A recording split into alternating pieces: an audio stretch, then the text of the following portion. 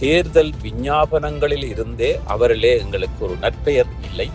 அதுவும் தமிழ் மக்களுக்கு ஒரு நற்பெயர் இல்லை, என் இலங்கைக்கே ஒரு அபாயமானவர் என்று ஒரு தொனிப்பொருள் தான் பலர் அவரை நிராகரித்தார்கள், விமர்சனங்களை எழுதினார்கள், விமர்சித்தார்கள். சில படையினர் கடைசி யுத்தத்திலே புலிகளாக இருக்கட்டும், பொதுமக்களாக இருக்கட்டும், அவர்களை காயப்பட்டவர்களை சுட்டுத் தள்ளியதும், அதே வேளையிலே சரணடைந்ததிலே ஒரு சிலரை சுட்டுத் தள்ளியது, இது ஆதாரபூர்வமாக பல ஒளி நாடாக்களில் நாங்கள் பார்த்த விடயம். இலங்கையிலே இருக்கின்ற தேரர்கள் அனைவரும் பௌத்த துவேசிகளாகவோ அல்லது தமிழர்களுக்கு எதிரான இஸ்லாமியர்களுக்கு எதிரானவர்களாகவோ அல்லது அனுர அரசுக்கு எதிரானவர்களாகவோ அல்லது ராஜபக்ச அரசுக்கு ஆதரவாகவோ இருக்கிறார்கள் என்று நாங்கள் கணக்கிட முடியாது.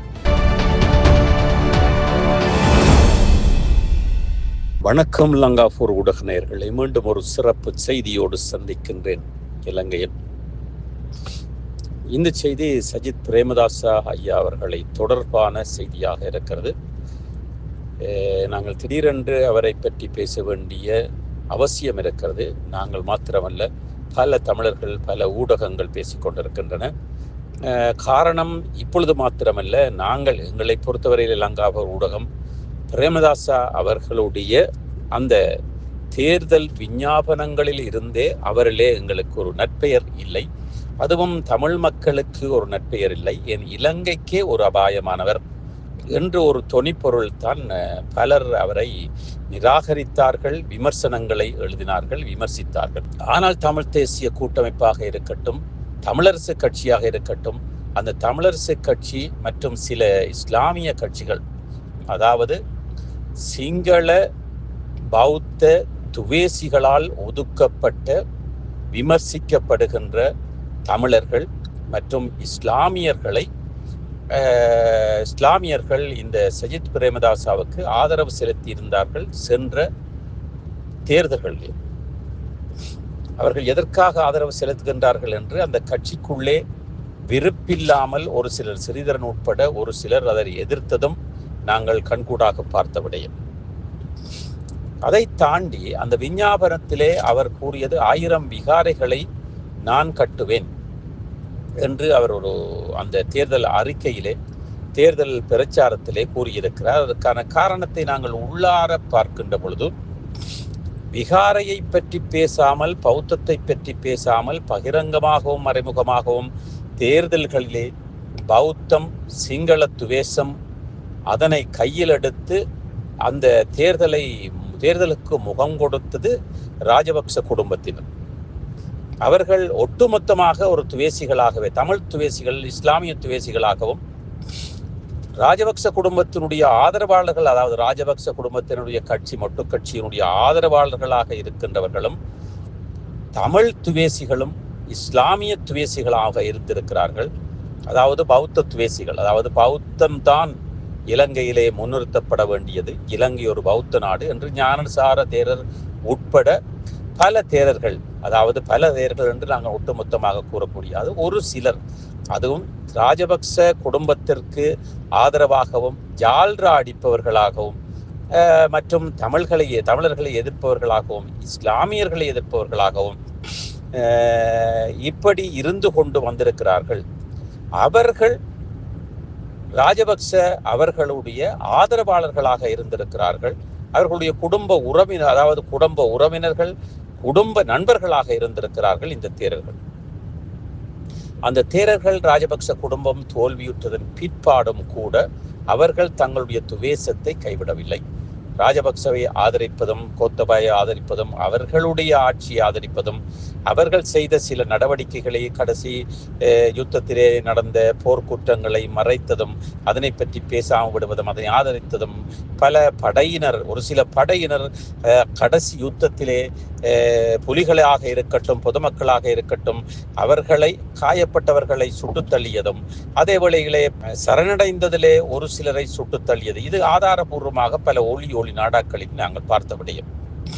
இதனை எல்லாம் ஆதரித்து கடைசி யுத்தத்திலே ஒரு இனப்படுகொலை நடைபெறவில்லை, அது யுத்தம்தான் நடைபெற்றது என்பதற்கு ஆதாரமாக ராஜபக்ச குடும்பத்தோடு சேர்ந்து நின்றவர்கள் தான் ஞானசார தேரர் உட்பட அவரோடு சேர்ந்த கூட்டாளிகள். மற்றும் பல என்று கூறுவதை விட ஒரு குறிப்பிட்ட தேரர்கள் இப்பொழுதும் துவேஷத்தை தான் பேசிக் கொண்டிருக்கிறார்கள். NVP அனுரா அரசினுடைய நடவடிக்கைகள், தேரர்களை, பிக்குக்களை, சாதுக்களை அவர்கள் கைது செய்தது, இதற்கு அத்தனைக்கும் எதிராக இவர்கள் குரல் கொடுத்து கொண்டிருக்கிறார்கள். அது ஒட்டுமொத்தமாக அவர்கள் நாங்கள் பார்க்கின்ற பொழுது சிங்களவர்களுக்கோ அல்லது பௌத்தர்களுக்கோ ஆதரவாக கொடுத்தார்கள் என்று கூறுவதை விட வெறும் துவேஷத்தினால் இவர்களை எதிர்த்து கொண்டிருக்கிறார்கள். தங்களுக்கு அதாவது தங்களுடைய சொந்த நலன் கருதி, அதாவது அதிகமான சிங்கள மக்கள் பௌத்தர்கள் இலங்கையிலே வாழ்வதனால் அவர்களை மூளையை கழுவி தமிழ் தேசியம் என்று தமிழ் தேசியத்தையும் ஈகங்களையும் இழப்புகளையும் விற்று கொண்டு திரிகின்ற தமிழ் அரசியல்வாதிகள் ஒரு சிலரை போன்று சிங்களத்திலேயும் துவேச பேச்சோடும் துவேச அறிக்கைகளோடும் துவேசமான நடத்தைகளோடும் நடந்து கொண்டிருப்பவர்கள் ஞானசார தேரர் உட்பட அவரோடு இணைந்த ஒத்துப்போகின்ற ராஜபக்ச குடும்பத்திற்கு ஒத்துப்போகின்ற அந்த துவேசமான தேரர்கள். அந்த திருகோணமலையிலே கடற்கரை காணியிலே பலாத்காரமாக புத்தர் சிலை அமைத்த விவகாரத்தில் கைது செய்யப்பட்டு இப்பொழுதும் கம்பி எண்ணி கொண்டிருக்கின்ற தேரர்களுக்கு ஆதரவாக அந்த துவேசிகள் களமிறங்கியிருந்தார்கள். அந்த கைது செய்த நடவடிக்கையை அனுரா அரசையும் அந்த 159 அந்த வெற்றி பெற்ற வேட்பாளர்களையும் அந்த பாராளுமன்ற உறுப்பினர்களையும் அமைச்சர்களையும் மற்றும் கரணி அமரசூரியா அவர்களையும் இந்த தேரர்கள் விமர்சித்து கொண்டு அதே வேளையிலே தமிழர்களுக்கும் இஸ்லாமியர்களுக்கும் ஆதரவாக பௌத்தர்களுக்கு எதிராகவும் வஞ்சகமாகவும் இருந்து கொண்டிருக்கிறார்கள். இவர்கள் பௌத்தர்களுக்கு துரோகிகள், விரோதிகள், இலங்கைக்கே விரோதிகளாக இருக்கிறார்கள் என்று அவர்கள் பல காலங்களாக இந்த அனுராவினுடைய NVPயினுடைய வெற்றியின் பிற்பாடு குறிப்பிட்டது, அறிக்கைகள் விட்டது, மேடைகளிலே கத்தி குளறியது எல்லாம் நாங்கள் அறிந்த விடயம். இருந்தாலும் கூட சற்று பயம் இருக்கிறது. சட்டத்துக்கு மீறி, இலங்கை சட்டத்துக்கு மீறி அசைவார்களாக இருந்தால் அவர்களும் உள்ளே தள்ளப்படுவார்கள். ஏற்கனவே ஞானசார தேரர் ஒரு சில பிரச்சனைகளிலே உள்ளே இருந்து வெளியே வந்த ஒருவர். இருந்தாலும் கூட இந்த துவேசிகள் இப்பொழுது 2000 துவேச பௌத்த பிக்குக்களை இணைத்து பெரும் ஆர்ப்பாட்டம் அரசாங்கத்திற்கு எதிராக, அனுரா அரசுக்கு எதிராக, குறிப்பாக ஜனாதிபதியாக இருக்கின்ற அனுரகுமார திசாநாயக்காவிற்கும் பிரதமராக இருக்கின்ற ஹரணி அமரசூரியா அவர்களுக்கும் எதிராகவும் அவர்களோடு இணைந்திருக்கின்ற கட்சியில இருக்கின்ற 159 அந்த பாராளுமன்ற உறுப்பினர்களுக்கும் எதிராக இவர்கள் கூக்குரலிட்டு கொண்டிருக்கிறார்கள். ஒரு ஆர்ப்பாட்டம் ஒன்றை ஏற்பாடு செய்து நேற்றைய முன்தினம் அவர்கள் அந்த ஆர்ப்பாட்டத்தை நடாத்தியும் இருந்தார்கள். ஆனால் அங்கே உதாரணத்திற்கு நாமல் ராஜபக்ச அவர்கள் ஒரு பெரிய ஒரு ஆர்ப்பாட்டத்தை ஆரம்பித்து தோல்வியிலே முடிந்து தண்ணி, வெறிகாரர், குடிகாரர், போதை வஸ்து பாவிக்கின்றவர்கள், போதை ஒரு கூட்டமாக அது மாறியதை பார்க்கக்கூடியதாக இருந்தது. பல ஊடகங்களிலே அது கசிந்திருந்தது. அதே போன்று இப்பொழுது இந்த தேரர்கள் கூட்டிய கூட்டத்திலே இந்த ஞானசார தேரருக்கு ஆதரவான அந்த பௌத்த சம்மேளனத்திலே இருக்கின்ற துவேச அந்த தேரர்களுக்கு ஆதரவாக ஒரு சில தேரர்கள் மாத்திரம்தான் அதிலே கலந்து கொண்டிருக்கிறார்கள். மிகுதி பேரை நாங்கள் அனுரா அரசாங்கத்திற்கு ஆதரவானவர்களாகவும் இந்த இப்பொழுது இருக்கின்ற அந்த ஆட்சியிலே திருப்தியாக இருப்பவர்களாகவும் நாங்கள் கருதக்கூடியதாக இருக்கிறது. அந்த வகையிலே இங்கே நாங்கள் பார்க்கின்ற விடயம், அதாவது இலங்கையிலே இருக்கின்ற தேரர்கள் அனைவரும் பௌத்த துவேசிகளாகவோ அல்லது தமிழர்களுக்கு எதிரான, இஸ்லாமியர்களுக்கு எதிரானவர்களாகவோ அல்லது அனுரா அரசுக்கு எதிரானவர்களாகவோ அல்லது ராஜபக்ச அரசுக்கு ஆதரவாகவர்களாகவோ இருக்கிறார்கள் என்று நாங்கள் கணக்கிட முடியாது. அதற்கு இந்த ஆர்ப்பாட்டம், இந்த கூட்டம் ஒரு பதிலை கூறி சென்றிருக்கிறது. ஆனால் இங்கே நாங்கள் வேறொரு முழுமையான விடயத்தை பார்க்க விரும்புகின்றோம். இந்த கூட்டத்திலே, இந்த ஒன்று கூடலிலே, இந்த ஆர்ப்பாட்டத்திலே கலந்து கொள்வதற்கு சஜித் பிரேமதாசா அவர்களும் அங்கே இணைந்திருந்தார்கள், இந்த கூட்டத்திலே கலந்து கொண்டிருந்தார். அப்படியானால் அனுரா அரசுக்கு எதிராக மாத்திரமல்ல, அவர்கள் இந்த துவேச பிக்குக்களோடு இணைந்து நின்ற காரணத்தினால் அவர் தமிழர்களுக்கும் இஸ்லாமியர்களுக்கும் ஒரு எதிரானவராக இப்பொழுது அவருடைய அந்த சாயத்தை வெளுக்க செய்திருக்கிறார் என்பதுதான் இங்கே பார்க்க வேண்டிய விடயம். இருந்த போதிலும் தமிழரசு கட்சி அவரை சில முஸ்லிம் கட்சிகள், இஸ்லாமிய கட்சிகளும் அவரை ஆதரித்திருந்தார்கள், பல சிங்களவர்களும் ஆதரித்திருந்தார்கள். இருந்தாலும் கூட அவர் இப்பொழுது தன்னுடைய உண்மையான சுய ரூபத்தை காட்டியிருக்கிறார் என்பதை இஸ்லாமிய மக்களும் மற்றும் தமிழ் அரசியல்வாதிகளும் இஸ்லாமிய அரசியல்வாதிகளும் புரிந்து கொள்ள வேண்டும். அந்த அதாவது தேர்தல் பிரச்சாரத்திலே 1000 விகாரங்களை அமைப்பேன் என்று கூறியவர் அதிலேயும் அந்த சிங்கள பௌத்த துவேச வாக்குகளை பெற முடியாமல் போன காரணத்தினால் இப்பொழுது மேலும் இறங்கி போய் இந்த துவேச பிக்குகளோடு சேர்ந்து ஆர்ப்பாட்டத்தை நடத்தி நான் ஒரு துவேச கட்சி, நான் ஒரு துவேச கட்சி தலைவன், நான் இந்த ஞானசார தேரர் போன்றவர்களோடு இணைந்து நிற்கின்றேன். அப்படி பார்க்கின்ற பொழுது அவரும் தமிழ் மக்களுக்கு எதிரானவராகவும் இஸ்லாமியர்களுக்கு எதிரானவர்களாகவும் அவர் தன்னை சித்தரித்து காட்டுவதை நாங்கள் பார்க்கக்கூடியதாக இருக்கிறது.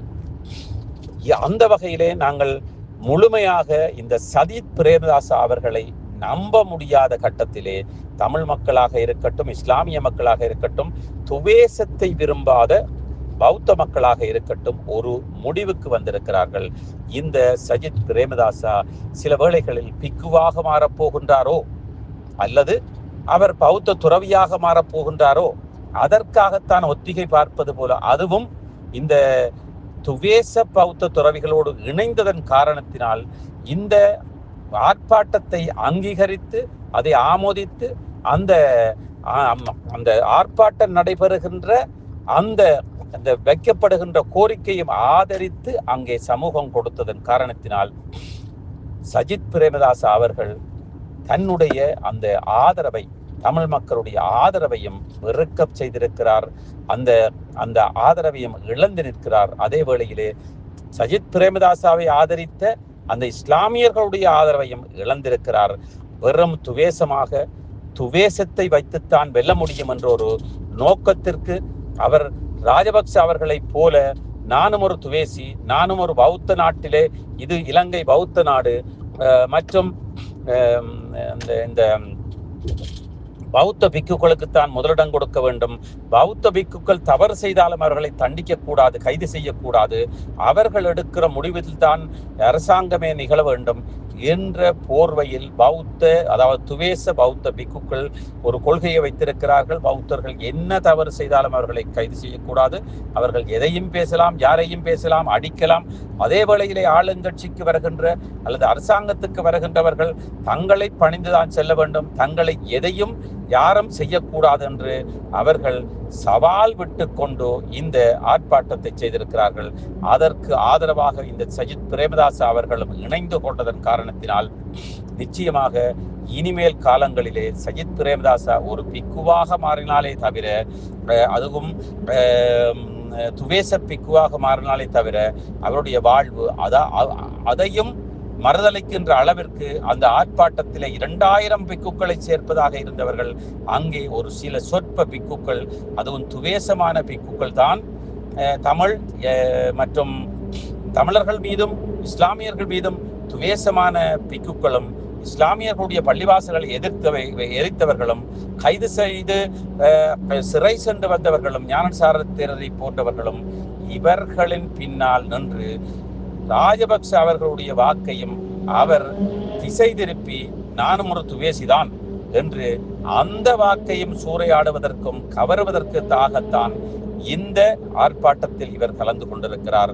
அவர் தன்னை நானும் ஒரு பௌத்தன், நானும் ஒரு துவேச பௌத்தன், அதே வேளையிலே துவேச பௌத்த கட்சியை சார்ந்தவன் என்று அங்கே நிரூபித்து காட்டியிருக்கிறார். அந்த வகையிலே நாங்கள் பிரேமதாசா அவர்களும் நிச்சயமாக சாதாரணமாக இல்லாமல் ஒரு ஐக்கிய தேசிய கட்சியினுடைய அல்லது பிரேமதாசனுடைய கட்சியின் ஒரு தலைவராக இல்லாமல் அவர் ஒரு துவேச கட்சியினுடைய தலைவராக மாற்றம் பெற்றிருக்கிறார். அந்த வகையிலே இவரும் ஒரு பிக்குவாக மறைமுகமாக வெள்ளை ஆடை அணிந்த ஒரு பிக்குவாக மாற்றப்பட்டிருக்கிறார், மாறியிருக்கிறார். இதனூடாக பல துவேச பிக்குகளுடைய ஆதரவும் நிச்சயமாக பிரேமதாச அவர்களுக்கு கிடைக்க இருக்கிறது. அதனூடாக தன்னுடைய அரசியல் இலாபத்தை கருதி அவரை ஆதரித்த இஸ்லாமியர்களையும், அவரை ஆதரித்த தமிழ் தேசிய தமிழ் அரசு கட்சியையும் அல்லது அவரை ஆதரித்த மற்றைய தமிழ் கட்சிகளையும் நிராகரித்திருக்கிறார். அவர்கள் மீது அவர்களுடைய முகத்திலே கரியை பூசியிருக்கிறார் என்றுதான் நாங்கள் உதாரணமாக கூற முடியும்.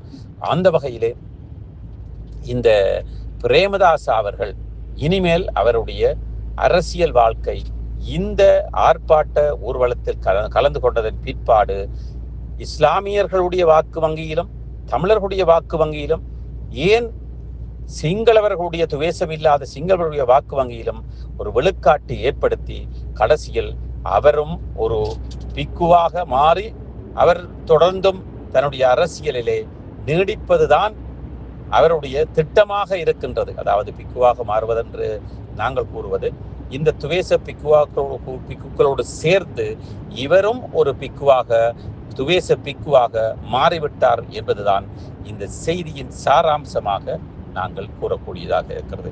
தொடர்ந்தும் இப்படியான செய்திகளை கேட்பதற்கும் பார்ப்பதற்கும் லங்கா4 யூடியூப் சேனலை சப்ஸ்கிரைப் செய்யுங்கள். பெல் பட்டனை அழுத்துங்கள். உடனடியாக செய்திகள் கிடைக்க எமது முகநூல் பக்கத்தையும் லைக் செய்ய மறவாதீர்கள். லங்கா4 ஊடகம், இலங்கையர். சுவிட்சர்லாந்துல வீடு வாங்க போறீங்க, இல்ல ஆல்ரெடி உங்களுக்கு அங்க வீடு இருக்குன்னா இந்த வீடியோ உங்களுக்காக தான். ஸோ ஸ்கிப் பண்ணாம ஃபுல்லா பாருங்க.